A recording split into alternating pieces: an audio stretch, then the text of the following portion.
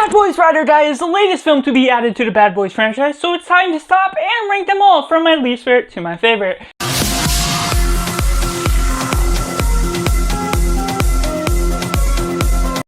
Welcome to Cinema, where we focus on the film. I'm Josh, this is Simply Cinema. Let me know in the comments below how you would rank the Bad Boys franchise from your least favorite to your favorite, and what you think of the franchise as a whole, if you like it or it just doesn't fit your style. And make sure to like this video if you enjoy it, subscribe if you're ready to join in the film culture community where we talk about the love of cinema as a whole. But going into it, at number 4 we have Bad Boys 2, one that has an interesting sense of style, has a good comedic relief with the way it goes about its comedy, building up Martin Lawrence and Will Smith, giving the buddy cop comedy something to be worthwhile, but ultimately has a length that is not worth its time, having too much filler, a few jokes that just don't always land all the time, and just the way they go about the chemistry. Even if it is good for the characters involved, there's something to be said about everything else that builds up some of the villains that makes this film overall less interesting and appealing to me. And coming in number 3 we have Bad Boys, the first one. I enjoyed this for the good nature, the simplicity of what it sets up,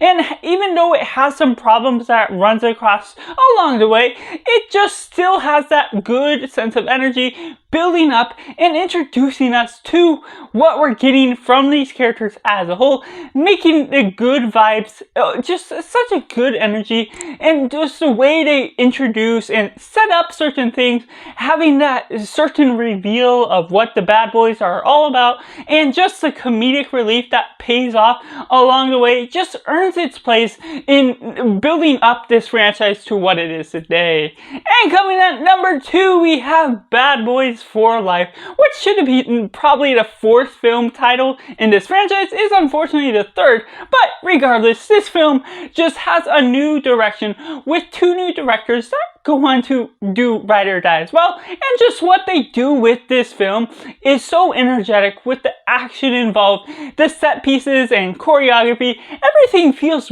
fleshed out, and while it has some minor problems with the consistency or contrivances that pull the franchise along the way, survivability, I'm not expecting the most realistic sense of thing, because it's an action piece that's meant to have great action set sequences, and so they go all in certain moments that really pulls off some great stunts, and pulling in a new generation with this new team, and just going about the aging of what we get from Will Smith and Martin Lawrence in their respective character roles. And so what that pulls off, it feels different enough, has the great amount of energy that still has something that makes this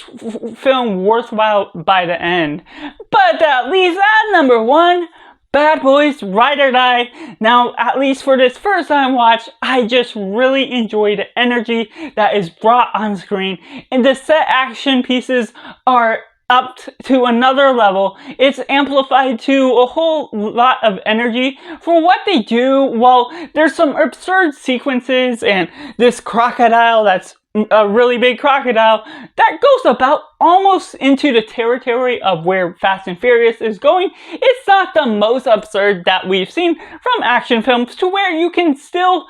suspend your disbelief for what the direction is going for the film, and the plot makes at least a bit of sense, at least for the way they're going about. And while there's some minor inconsistency with what it pulls about through the rest of the franchise, it still goes and has some nods to what the previous franchise added, and just the atmosphere as a whole just has a fun livelihood that was great and fantastic to watch in cinemas, just pulling in all of the energy and showing that Martin Lawrence and Will Smith still have great talent to be on screen, with some great action pieces that has some great one takes. And while there are some parts of the film, well, there's maybe a little bit too many shots that could have been left out of the drawing board, it ultimately still wins my heart over at the end of the day. And so that's just my ranking of the Bad Boys franchise from my least favorite to my favorite. Let me know down in the comments below how you would rank the trilogy from your least favorite to your favorite, so we can talk about our respectful opinions, what we think about the franchise as a whole. And make sure to like this video if you enjoy it, subscribe if you're not ready to join the film culture community where we talk about the love of cinema as a whole. But as always, go do yourself a favor and go watch a movie.